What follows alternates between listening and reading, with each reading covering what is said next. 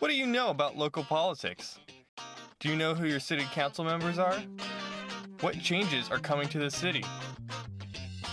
Here at Hayward 18, we see the potential that young people have to affect the future. That future starts at home, here in Hayward. We meet each of the members of the City Council of Hayward and get a chance to see what they're all about, what projects they're working on, what their goals for the future are, and their past accomplishments. See the people who affect your day-to-day and learn how you can get involved here on Hayward 18.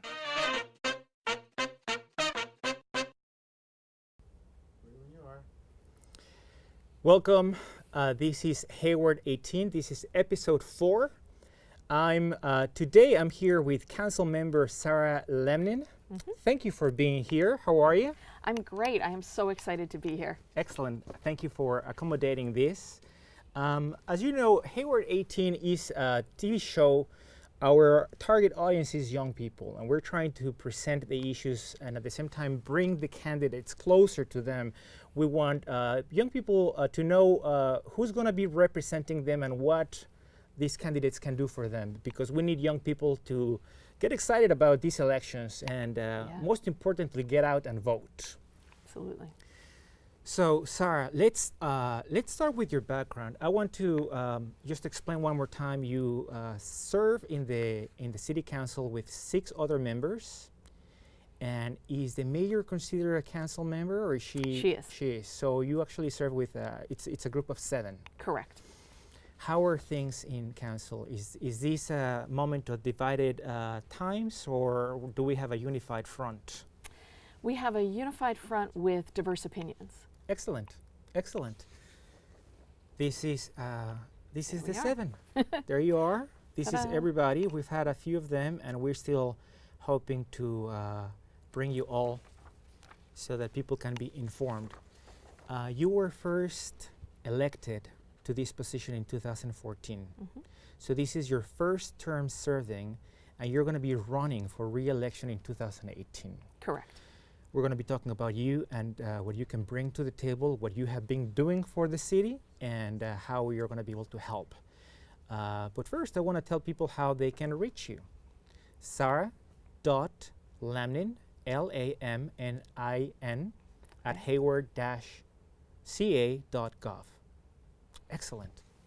And I know that you have some office hours, and that's something very interesting that I would like to talk about, but maybe a little later. Sure. Right now, we're going to start with your job at City Hall. What is your job? My job is to be the elected voice for the city of Hayward, all 160,000 of us. Okay. So making sure that the decisions that get made, the fees that get levied, the policies that created really reflect the needs and interests of the community at large, regardless of age, regardless of status, regardless of background. This is one of the most diverse places in our country, and our policies should reflect that. Okay. When you talk about the community, I know the word has different meanings. For example, the word public for our TV network is different. We really talk about viewers. For you, the word public or community, who is inside? Who is covered by this word? It's a great question. So certainly the residents, that's our first constituent group. We also are responsible for the folks that come into our community. We have about a 50-50 swap that happens every day of people coming into our community to go to school, to go to work, and people leaving our community who live there to go out into the world to do the same thing. So anybody who has a vested interest in Hayward because of work, because of play, because of living, etc. Excellent. So it's not just voters. It's Correct. Anyone who has an interest in Hayward, even students. Absolutely. I know we're a strong place with 2 major schools. Tell us about your education. I know that you have you come from the field of healthcare. Tell us a little bit about your background and how that qualifies you to be a representative of the city. Absolutely. So I have a master's degree in healthcare administration from our university right here in Hayward, and I have an undergraduate bachelor's degree in recreation therapy. And my first job out of college was in a local nursing home here in Hayward, and I was directing the recreation programs. And as such, that meant that I could meet people where they were in their rooms or wherever they may be. And I had a little flexibility in my schedule. So I'd hear somebody calling out for help, and I'd find out what that was, and I'd go to that staff member and they'd say, Sarah, I'm more than happy to be there. I just need 10 more minutes to finish passing my medication, completing this paperwork, whatever it is. Can you give me 10 minutes? And I'd go to the person and they'd say, you know, are you okay for the next 15 minutes just to be sure? And they'd say, yeah, sure. They calmed down because they knew they were heard. Right. The person on this floor typically was done in about 5 or 7 minutes, and this issue got solved. And I found that building that communication bridge, being a person who could meet people where they were standing and help them get where they needed to go, was work that I really loved. And so public service is a way to do that on a bigger scale. That's very interesting. Later on, we're going to talk about your professional profile, and I think that it's the way that you describe yourself professionally. It's precisely what you just discovered, or what you just mentioned. It's this discovery of bringing people together and together finding solutions that work. That's very interesting. Not something you learn in school. You are part of the council budget and finance committee. That is probably one of the more interesting committees in the city as far as the power in the decision-making process. What is your role, and what are some of the challenges that you face? So there are issues like the budget that we really need to dig into at a deeper level. And at a council meeting, you've got all 7 of us, you've got a whole set of agenda items, and there is the California Brown Act, which means that decisions get made, they should be made in the public. That's great. That's a good transparency law. But it also means that as a body, we can't talk about things to kind of understand, well, where are you with that and what is going on, unless it's agendized and everybody's access. So it makes it a little challenging to dig in at a deeper level. So every body, elected body, has these committees. And so it's a subset. We're a body of 7. A minority group of us is 3. And so 3 of us sit on that committee and dig into what are the policy implications of bond ratings and budget development and capital improvement budget. To a certain extent, that's its own committee, but all of the implications for good financial standing, responsible use of our taxpayer dollars in the city. Okay, so I know the council budget and finance committee reviews and considers items related to investment policy, budget updates, and revenue measures. So how sound is Hayward's economy, and I want to say revenue? Really good. Yeah. Some room for improvement, but for instance, when I came on council 4 years ago, we were projecting in the out years about a $30 million deficit, and then it was going to grow from there. And now we've knocked that down to about 16, and we're continuing to do that work. So one of the things we did was open up our long-term financial projections, understand all of the assumptions that go into that, and make that as transparent as possible. So there's actually a community portal. People can look at that and see in real time, okay, if we didn't fund this particular thing, what does that do in the out years? Or our employees can say, all right, you'd like a cost of living adjustment, that's understandable. Look at what that does to our long-term financial outlook.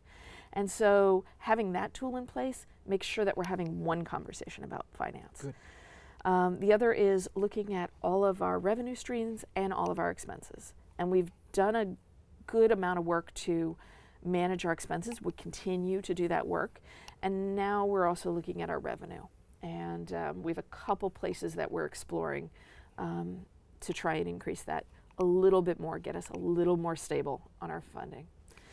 In terms of employment, how is the city doing? Are we attracting businesses that are going to contribute to our revenue? Is Hayward finally being the place where some industries or some fields are looking into moving? I'm really glad you asked me that, because we are actually one of the highest attractors for venture capital funding in the region. We're the right mix of great location, affordability from that perspective, and innovation.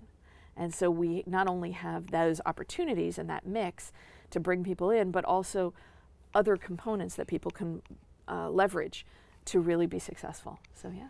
Well, I'm all for the change. Yeah. I know I get tired of saying it, but Hayward is at the heart of the Bay. We have the best location, so there's no reason why we shouldn't have plenty of jobs and innovation.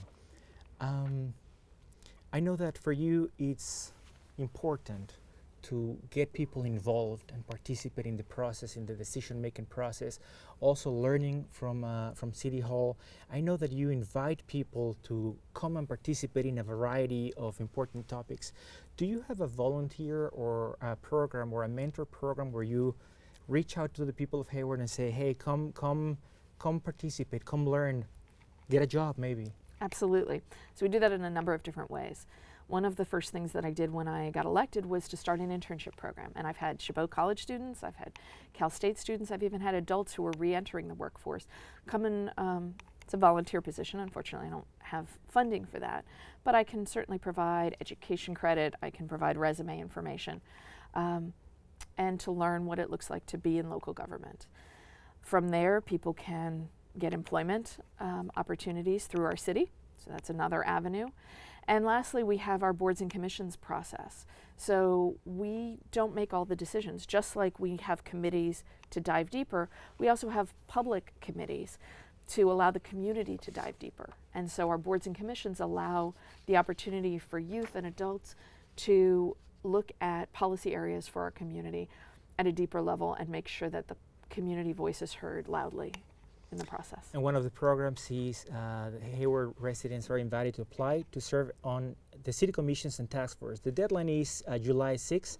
So this is a concrete example of how citizens of Hayward can come in, get closer to the people that lead them, and really participate. And if they have doubts, they can see. I've witnessed the transparency in City Hall, and I think that well, it's remarkable. Not all the cities operate in the same way.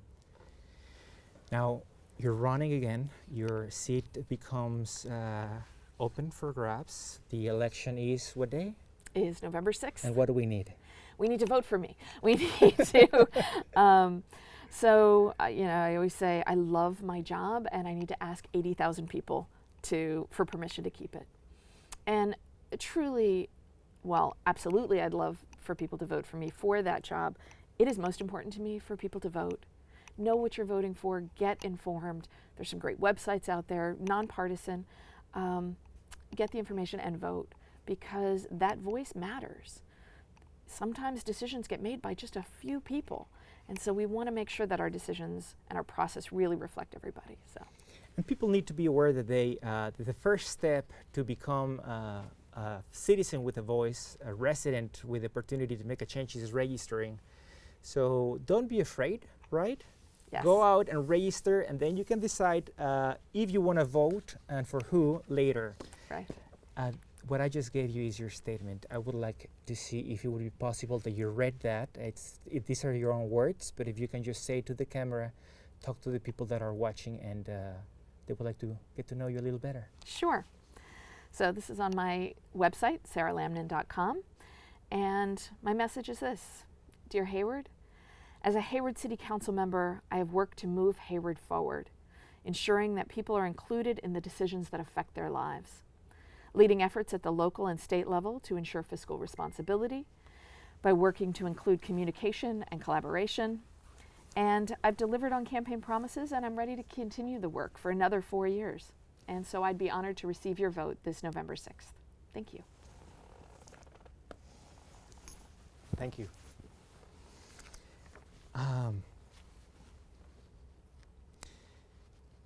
We already talked about your mentoring programs, and I also want to know, are you a feminist? It's a great question. I think it depends on the definition of feminist. I don't want to get into that. I don't want to define the word. Do you consider yourself feminist? Do you empower women in any particular way? Absolutely. I'm a graduate of the Emerge program, which trains women to run for office. The interns I've worked with all of them have been individuals of color, and most of them have been female. And I believe that people have great abilities, people have value, and we need, as elected officials, as a city, to make sure that people understand their value and are given the tools they need to be successful. Okay, excellent. Well, I'm a feminist too. There you go. Now, something that is controversial and probably nobody knows about this better than you. I want to talk about homelessness in Hayward. I know you've dealt with it for many years, and I know that it's been on your plate. And because you like this approach to things, you like to hear from all sides. Absolutely. What can we do to repair that side of Hayward? So ask any survey, look at any survey that has been done around homelessness. You'll find a couple things. You'll find that predominantly, people are from the community, and they're in the community for exactly the same reason everybody else is. I live here, I was born here, my family is here, I work here, I have a home here, or I did have a home here, et cetera, et cetera. I like the climate, it's a great place to live. So that's one, know that this is our problem to solve. Number two is the top issues, at least for the Hayward population, is jobs and housing. So one of the things I've been doing a lot of, and I encourage people to join with me and work on together, is creating job pathways. That opportunity for people to use their skills, to know that they have that value, and to see the fruits of that labor, tends to change the situation of homelessness. Use of substances tends to drop. Willingness to participate in productive programs tends to rise. And so the more we can do to invest in opportunities for folks, we can do enforcement. You cannot be living in a place that was not meant for human habitation. There's lots of reasons that that doesn't work, but having a place where you can live and be successful does. And so if you pair those things together, they tend to work really well. And what about mental health issues? I mean, are people living on the streets because they have no job, or because there's really something deeper that prevents them from being employable? It's not one answer. Right. Often what we found, at least for the folks in Hayward, is that there was some kind of family dysfunction. Abuse, physical, mental, emotional.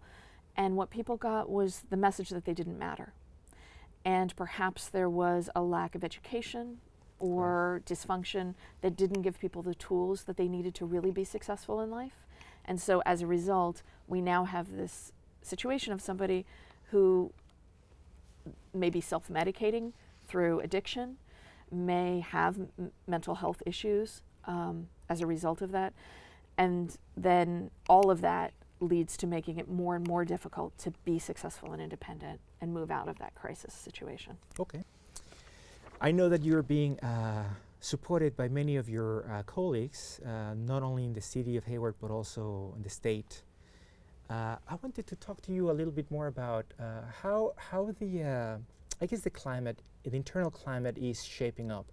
I know there's going to be election. The post for mayor is also going to be for grabs. There has to be tension, and there has to be sides. How is that affecting, or is it affecting at all, policy in Hayward? The election itself? Yes. We're doing our best for it to not, frankly, because the issues in our community are the issues in our community.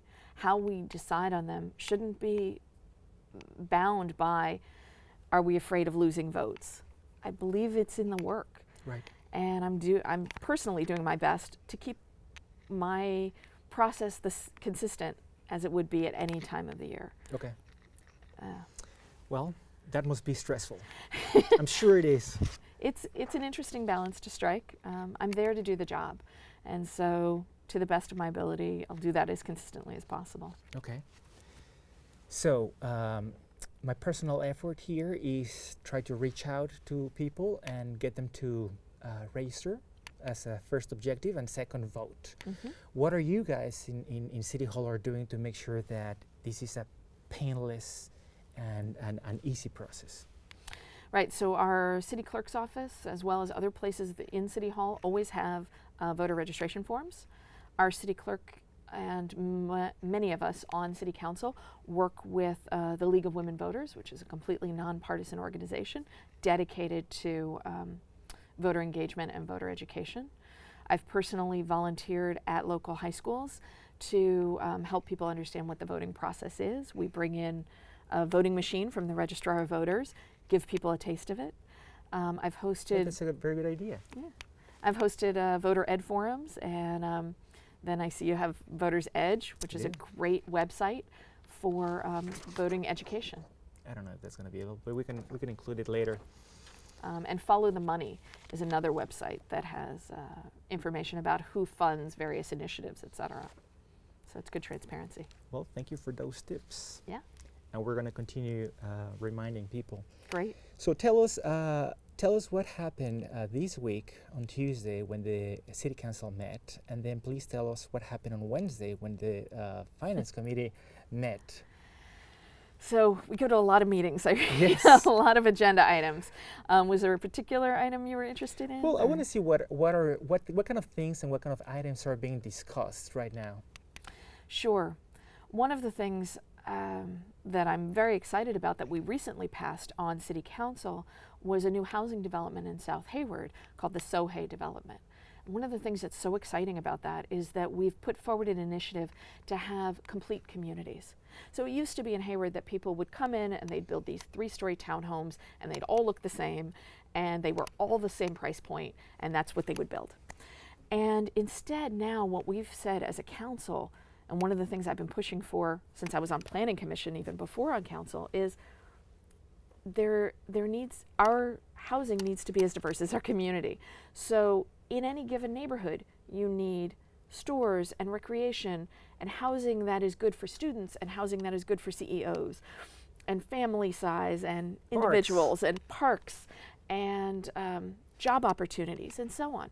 And not every complex is going to do all of those things, but Sohay is a great model of a place where there is a park, there's commercial space, there are units that are all on one level, because I always say everybody is one turned ankle away from not being able to do stairs in their home. Correct. And so building housing that is accessible for everybody has been really important to me. And we finally have a complex that is doing that. The other thing is that it's affordable by design, meaning that it doesn't require a ton of subsidy. And when we build it, it gets to stay affordable in our community, which is a huge issue for Hayward as well as the Bay Area.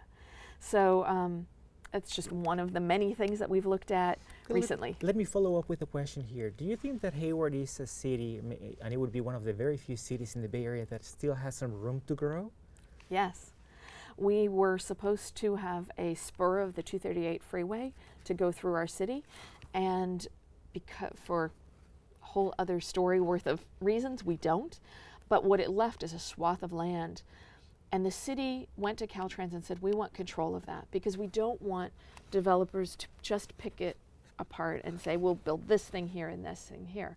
Again, we want a complete vision of what we want in our community and really plan it out more strategically. So yeah, we're building in Hayward. Excellent, excellent. Now, I know that you are always available. You have office hours, but also you go to places and to where the people is, and you hold your office hours. You have some office hours at City Hall, but also you use mobile office hours. What do you expect, or what do you offer people when they come and they have something to tell you? Mostly just listening. I realize that it may feel daunting or it may be inconvenient in terms of timing to come to my Monday 3 to 5 p.m. at City Hall office hours. So I want to be able to stand where people are standing, hear what they're talking about, see to the best of my ability from their perspective. And the only way I knew to do that is to meet with people where they are and to say, here I am. In as many ways as I know how to demonstrate, I'm listening. And that's where my leadership comes from. I lead by listening. So your office hours are always at City Hall? So Mondays from 3 to 5, unless I get pulled to some other meeting, which occasionally happens. I'm at City Hall. Those are open office hours. Anybody can come. Open door, 3 to 5 Mondays. There you go. And then I also have, right now, Friday mornings, I'm at local coffee shops. There you go. That's what I thought. 7:30 to 9:30. also available. Would you describe Hayward as a city of innovation? I would. I think we've got a renaissance going on in that we finally believe in Hayward. We believe in the opportunities that exist here, and we believe in our value as a city, as a community. So it's an exciting time to be in Hayward. Good, good. I'm excited too. Good. Now, I know that most of your work is policy making, and you discuss important issues, but also you support things that are very practical. For example, bike or local. They're planning to build local energy stations. Mm-hmm. So, how do you find the time to support community causes and at the same time knowing that you're fully responsible for some of the important issues that get decided? It's always a balancing act. Yes. To be true. I can't always get to every email as quickly as I want to or every phone call, but I do my best. It's one of the reasons that I'm happy to have interns and volunteers working with me so that we can reach out broader. But I do my best to hear about events, to be there, to understand what's going on, to get a report afterwards if I can't be there. And as many places as I can connect helps me to understand what is the priorities for that particular segment. So every week I'm at community events, public meetings, checking in on Facebook and Twitter and Snapchat and Instagram, trying to understand what is our community talking about and what's important to them. Okay. We could talk for hours. Your resume is vast, and one of the things that I could notice is that you've always come from positions of responsibility and commitment. So I think that, like I mentioned in the beginning, I think that that's a very important soft skill, but it's very important to know how to lead and to do it by example. I think that maybe you can teach that to a lot of people. It's certainly something that a leader needs. Do you have anything that you would like to tell us before we finish? Oh, so very many things. So many things. And we hope to be here during the summer to give you an opportunity to come back and talk again. In that occasion, I think that we're going to be talking more about the election. Okay. But I wanted to first have the viewers get to know you a little bit, face the issues, react to my questions, and thank you very much for being here. I really appreciate this the has been great. opportunity. Thank you very much. Thank you.